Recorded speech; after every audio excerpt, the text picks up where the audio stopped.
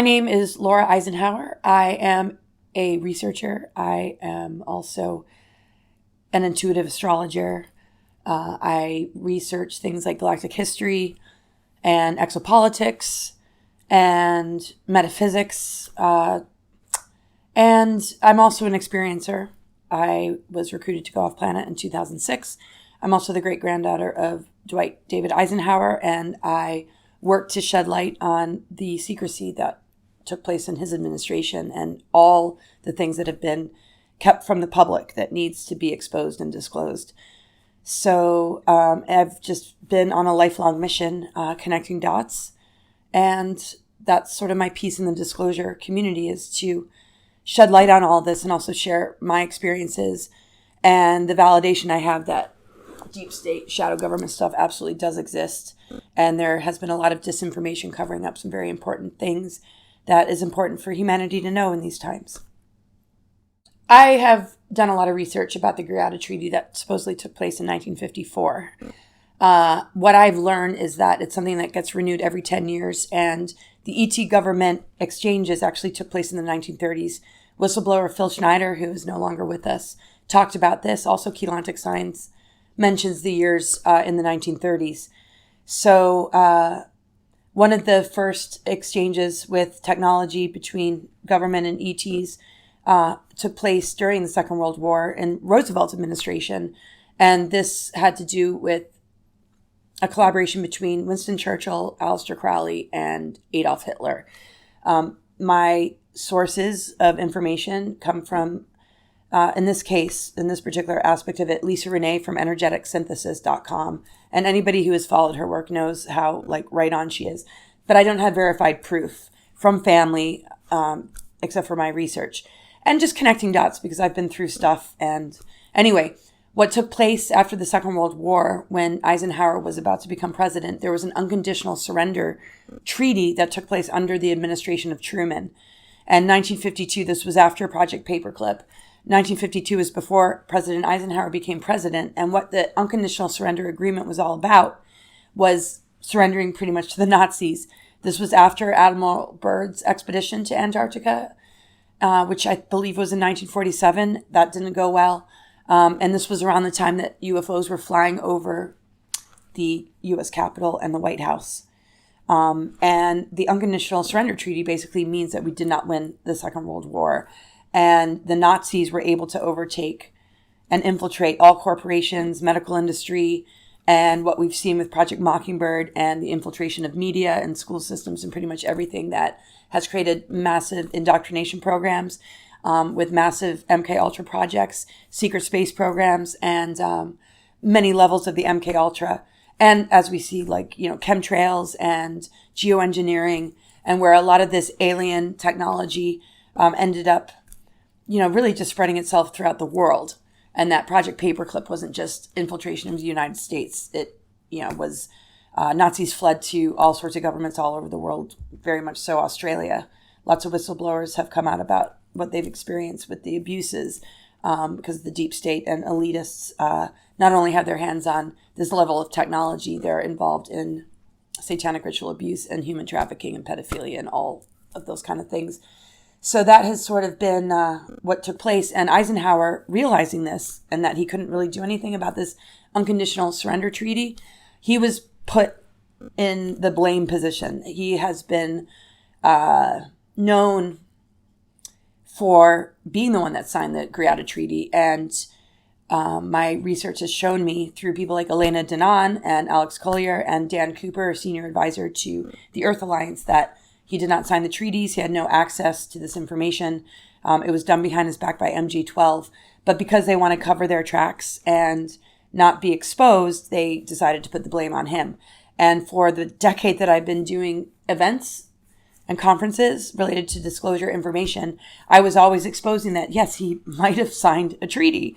And in the last year or two, it's become very, very clear that he didn't sign any treaty. He might have been present for maybe one of the meetings, Elena says, but he was not authorized to sign anything. And so he set up the White Hats. He set up Ikes Force, a branch of the military called the USMC Special Section that had to do with people that have been in the 20 and back and that had been maybe in Dark Fleet and other levels of the secret space programs where they were put in a position to play a more positive role for humanity. So there was Ikes Force, MC Special Section, and his sort of creation of the Earth Alliance and his communication with Val Thor that led to the Sphere beings and the Guardians being involved to then put a barrier eventually around the planet in 2014. And there's been a lot of sort of confusing information about that, and I can't prove anything, but this makes the most sense to me with all the whistleblower testimony I've heard over the years and the particular individuals I've talked to that have made this very clear. So the White Hats, the Earth Alliance, and Ikes Force were things set up in his administration that he did in secrecy to offset the unconditional surrender agreement, which he was not wanting to surrender to or be in agreement to. So him, along with a lot of other benevolent type leaders and people, just put this in the works. And all he really could do is warn us in his final speech of the military-industrial complex. But what I've come to find out is that he put a lot more in place to protect us in these times, even though maybe they're not doing the mass arrest or everything that people are saying about, the White Hats. There is a positive force, but they're not going to save us. It's up to us to step up to the plate and join in so that we can be a greater team and a unified front in order to take down the ICC Nazi Draco Alliance. As far as I'm concerned with what I've learned about what's going on astrologically, cosmic and earthly events have taken place to ensure that there has been a defeat of those darker forces. But because of the mind control and social engineering and all the different psyops that they use, they're still hijacking much of humanity's consciousness and minds. So we have to do all we can to help wake people up. But as we know with the pandemic and stuff like that, they're certainly not walking away and giving up. But I still feel like there's a larger victory that's already in place. It's just up to humans to use their free will to stop feeding this and stop having a dependency to these darker forces that hide themselves. So the unconditional surrender treaty took place after the failed mission from Admiral Byrd. And it happened around the time that there was UFOs flown over the White House and Capitol. And they basically realized, Truman's administration realized that they had to surrender and sign this agreement.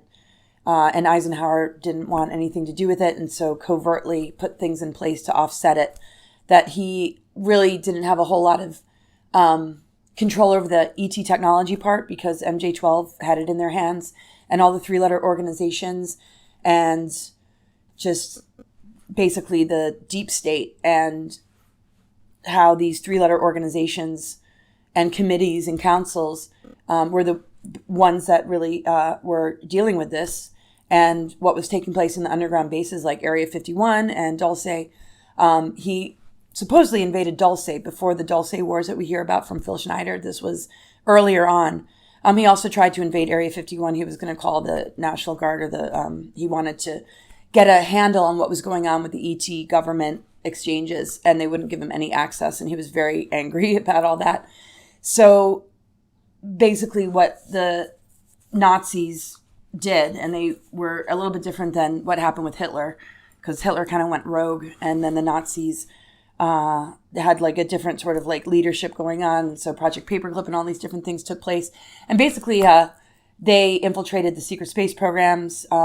They were already in the works, but we're talking about like multi-layers of it, and a lot of breakaway civilizations and different, things going on. So the way that they infiltrated was through ownership of the corporations, through different projects like Montauk and the MK Ultra programs, Monarch programs, things that would put people in a position to influence and socially engineer society.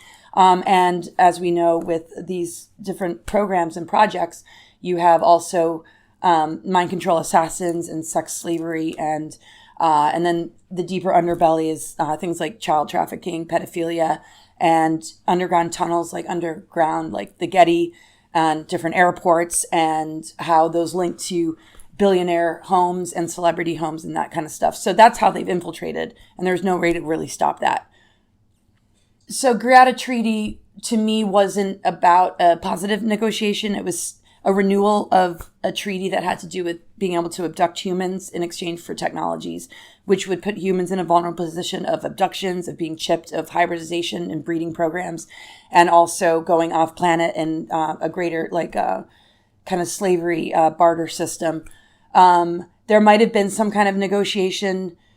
Supposedly the first contact with the Nordics, which Eisenhower, I guess, didn't really have anything to do with, had to do with getting rid of like nuclear weapons and that kind of stuff. But even the Dracos, what I've heard, don't want these weapons either.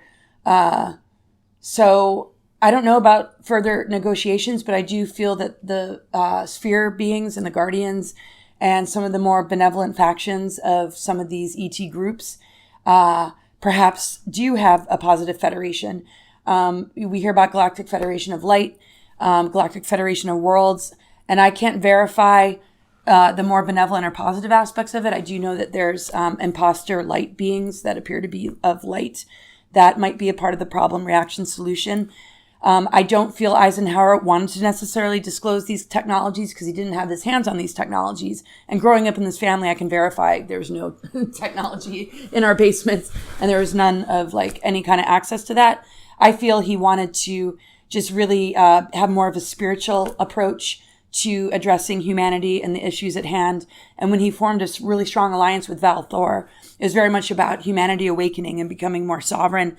There was only so much they can do. And even with the benevolent forces that were advising him, they really couldn't do any kind of disclosure on a large level to help humanity understand the larger picture.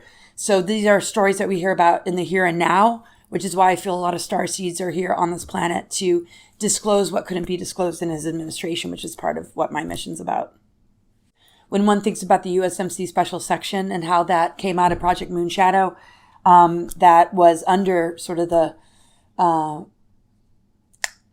Draco, ICC, Nazi Draco Alliance control, people that did have 20 in backs, who were a part of these projects that were targeted before birth or in the womb, there was this more positive military force put in place. So the Ikes force, the USMC Special Section, must have had some kind of like advanced technology because they were able to de-weaponize the super soldier programs and place these individuals in a more benevolent position. So obviously they did have their hands on some sort of advanced technology. I don't know how much access Eisenhower actually had. He set these things in motion, but he didn't necessarily have access to the things that he created as much as he probably would have liked to. I feel there are technologies that will be disclosed. I don't think necessarily it's going to come from the Greys, but as some of us have researched, can't really prove it, there are benevolent Greys that want to help humanity that have progressed along the timeline and been able to reconnect with their soul matrix that aren't sort of the more, I guess, what we see with like what happened with the Orion Wars, where they're really under the control of the reptilian agenda. So I do feel that there's going to be a disclosure of these more advanced technologies, also helping us to upgrade our DNA so that we can begin to recognize ourselves as the advanced technology. But, you know, we hear about like med beds and all sorts of things, free energy.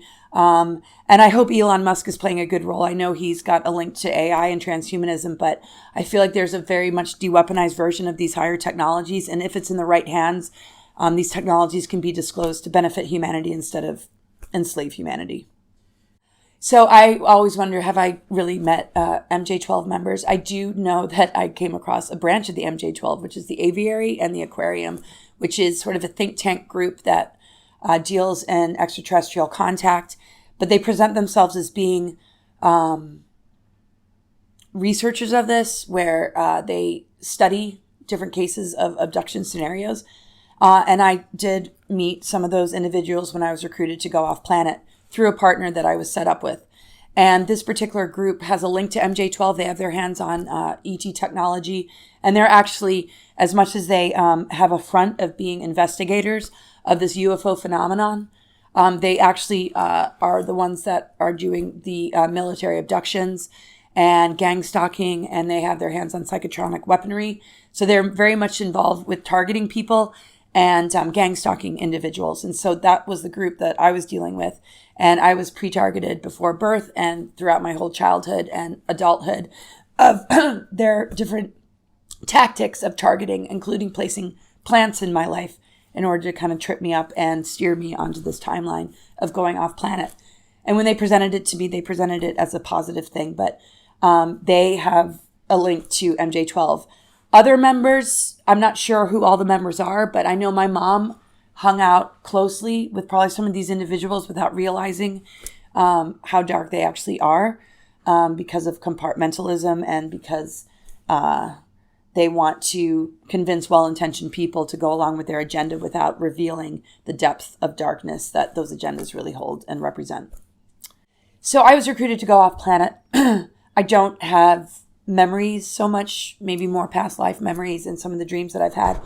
I've done hypnoregression, but I wouldn't be surprised if I, might have been, taken or might have gone to Mars or had more of a link to the things that have taken place in the secret space programs. But as far as what I can recall and what has taken place in this incarnation, I was recruited to go off planet. They said it was for my protection. I knew that was a lie.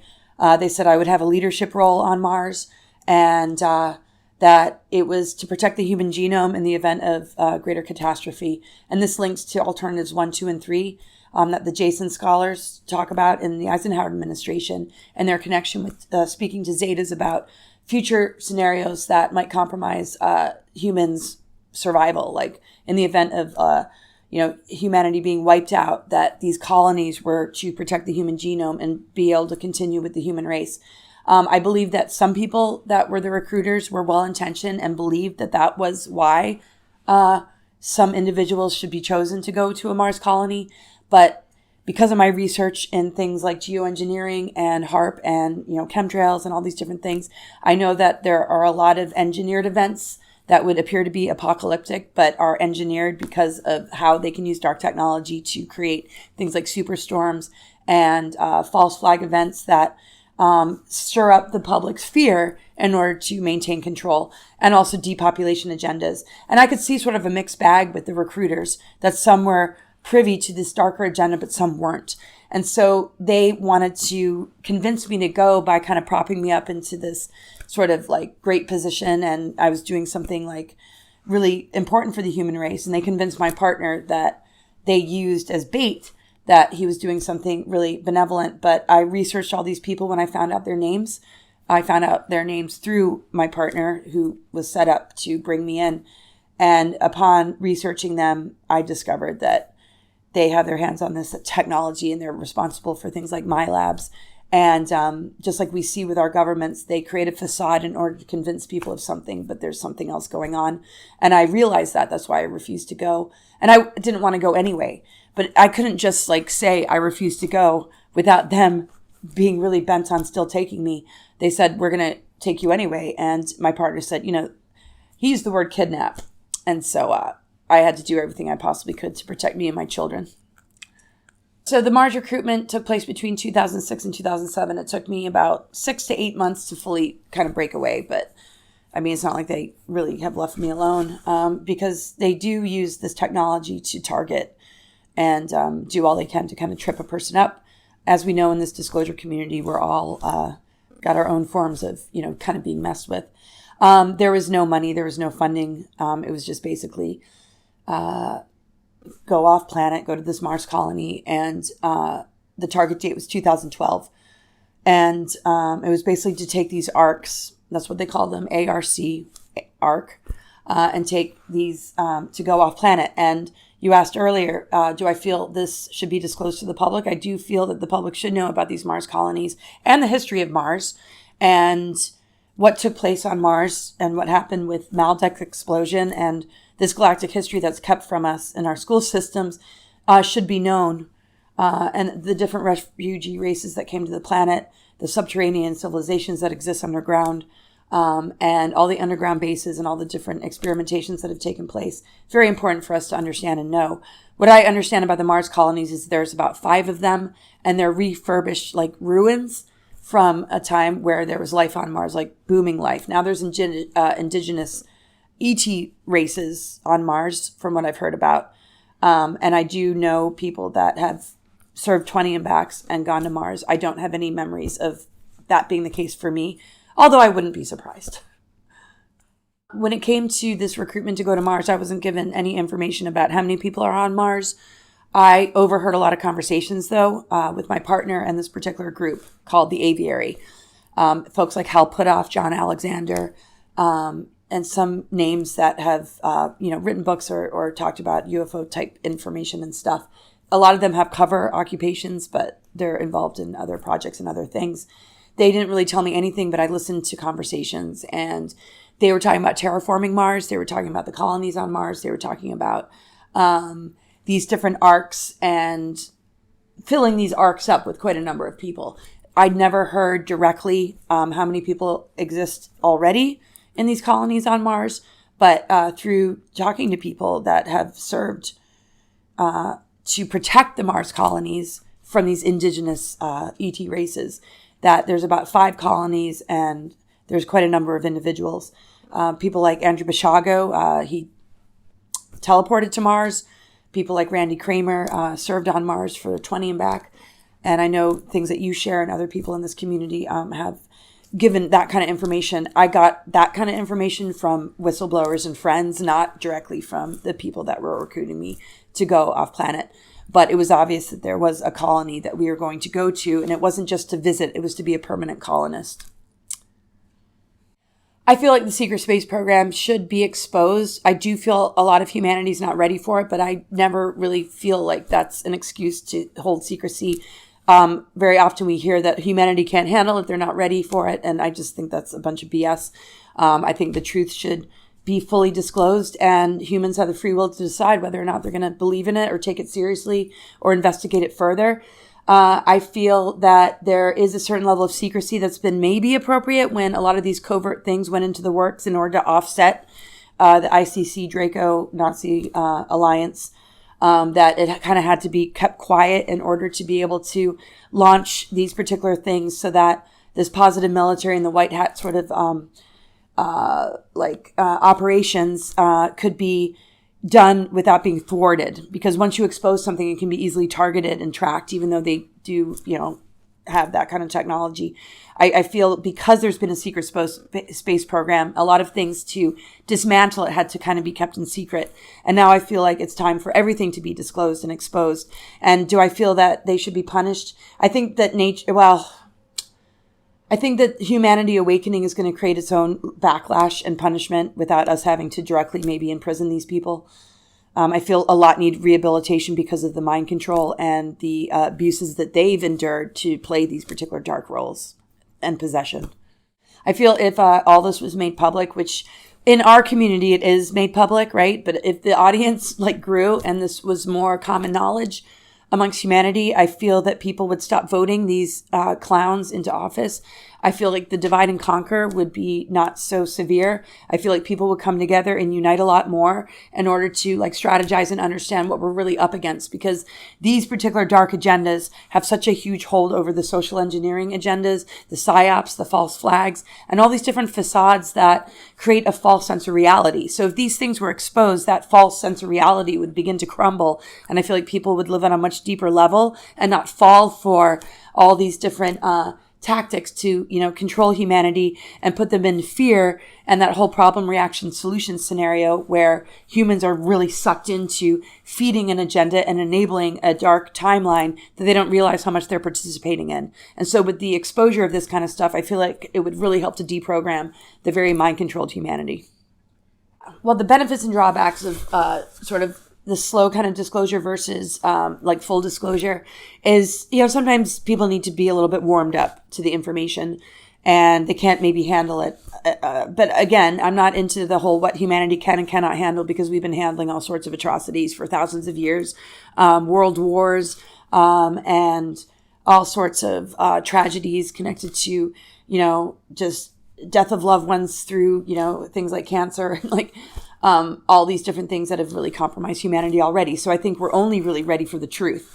So I think a slow disclosure can be beneficial to a certain degree, but I think at the end of the day, it's not beneficial because it creates a lot of room for disinformation and infiltration and false disclosure, and the potential of things like fake alien invasions. If we had full disclosure, then we could be prepared for humanity knowing that there is a possible fake alien invasion, and that some of this slower disclosure might create a false disclosure, and maybe linking us to an ET race that appears to be benevolent, but is just as much a part of the dark Draco Nazi alliance as something more benevolent that is encouraging us to wake up and is not here to save us. So I think we need full disclosure to protect us from a possible infiltrated disclosure that introduces people to the concept of ETs and UFOs, but not in a way that is going to benefit us in the long run. And I feel like we need full disclosure immediately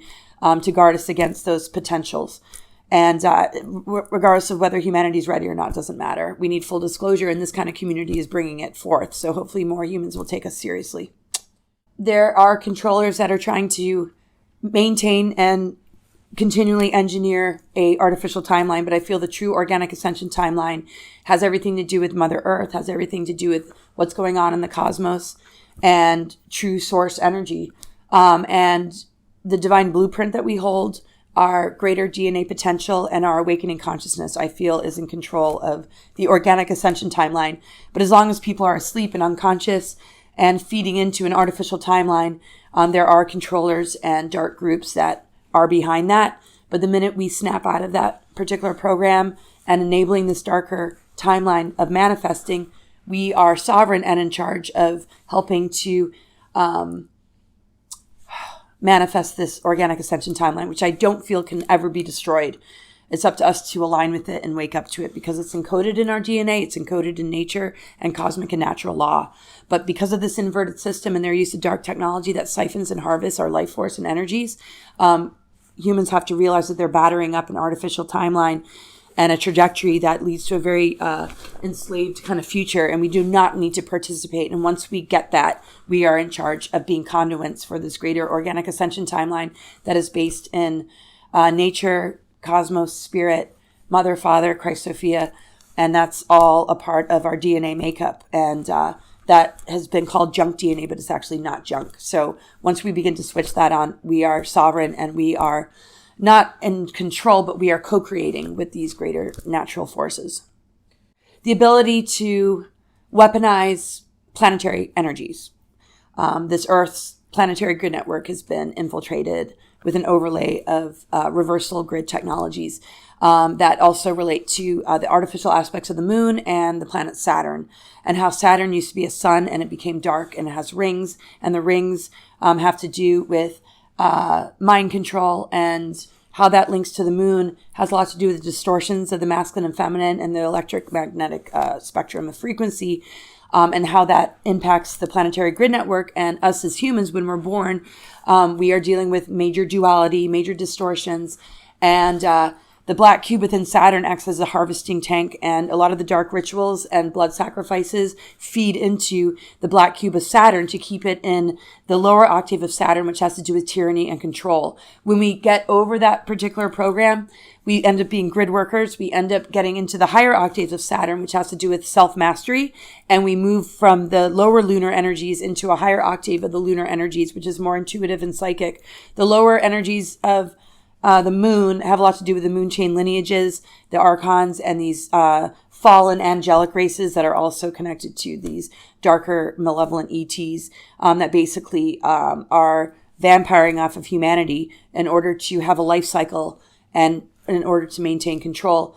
So it does impact the timeline, because as long as we're under that control, we're helping to co-create and enable an artificial timeline that leads to very Armageddon type outcomes, even possible zombie apocalypse and all sorts of things related to depopulation and greater enslavement, and also humans being assimilated into AI and a hive mind, but also the potential of some of these things that we see with predictive programming movies where, wow, we might be dealing with our neighbors turning into zombies and having to shoot them between the eyes. But whatever the artificial timelines are, there's a lot of different possible scenarios. And it really just depends on how they're monitoring humanity, which they've done through things like looking glass technology and chronovision to sort of gauge where humanity's at in order to determine where they're going to steer the artificial timelines and what sort of Armageddon kind of scenarios or storylines they're going to choose.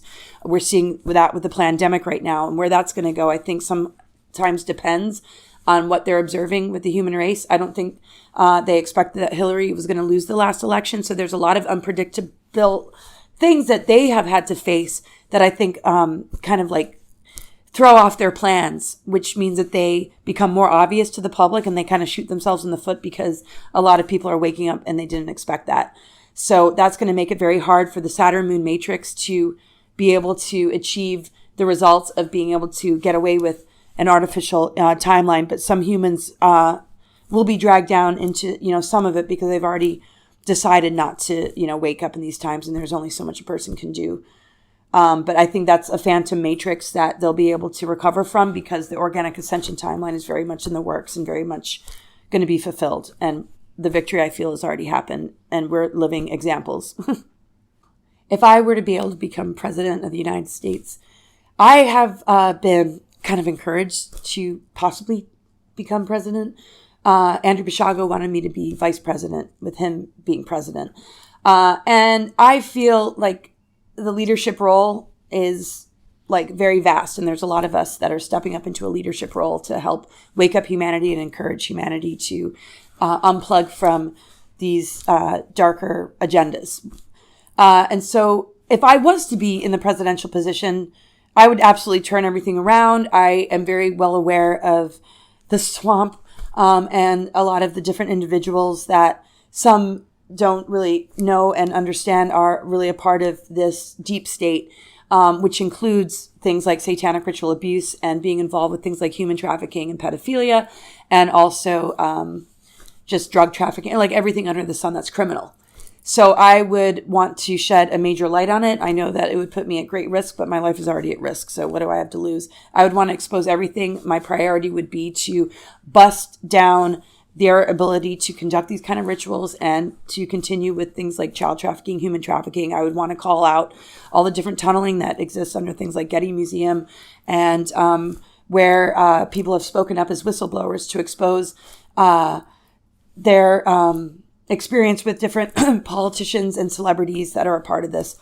And then I would want to make sure that the money that comes with this sort of position or any kind of funding would go to those that are struggling with just putting foods in their mouth or being able to just like sustain any level of existence. So taking care of those that are like starving. It's like the Eisenhower quote, the military industrial complex is stealing from our children, stealing from people's ability to be clothed and housed. So I would want to make that also a priority. And things related to breaking down the indoctrination programs, breaking down the Mockingbird media, and having truth implanted and placed in the right position so that when people hear the news, they're getting the real deal, so that all that can be wiped out, all the fakery, all the falsities, so that the true journalists and researchers can be in the public eye, and that there would be no censorship at all, and that any technology would be de-weaponized so that it can benefit humanity, but also that there would be major things in our educational systems that would help us to be sovereign and empowered and recognize our own healing gifts and abilities, so that this dependency system can be broken down so that we can take our power back and work in harmony with nature and advance ourselves as humans. And the whole structure, pyramid structure and all that kind of stuff, and the hoarding of wealth and that 1% would be abolished, and they would have to either join with us and join the right side of humanity and the right side of history, or deal with the ramifications, not necessarily through imprisonment, but that the medical industry would address things like MK Ultra, alters, and all these different things that have compromised humans to play this dark role, that we would incorporate that in the medical industry to handle things like this level of multi-generational mind control, trauma-based mind control. My website's cosmicgaia.org. I try and keep it updated for future events that I'm doing. I'll have a book published hopefully by the end of the year or beginning of next year. I've been in a few books. I've written the foreword to some books, and I've put chapters in. Elena's book, Will Never Let You Down, about Valthor, I wrote the foreword to, but my book is going to be my first book. I've been working on it for like a really long time. And everything's pretty much on my website. My social media that I've been able to recreate, and because I've lost and been banned from most places, you can find me under Laura Eisenhower on YouTube and on Facebook. And it's a new account, so... but mostly everything is on cosmicgaia.org. I have a weekly show that's censorship free that you can subscribe to. And it also comes with discounted astrological sessions and Zoom meetings to really build community. I'm working on creating a healing center and getting land so that we can all kind of retreat and figure out how to transition out of the toxic kind of jobs and careers that are being compromised right now. So I got a lot of projects in the works, so keep up with me on my website, cosmicgaia.org.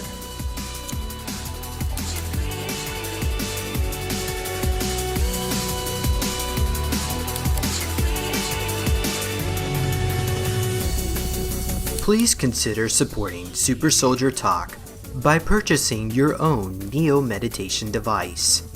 Your Neo Meditation device will help you reduce stress, integrate trauma, enhance intuition, enhance clairvoyance, and enhance creativity.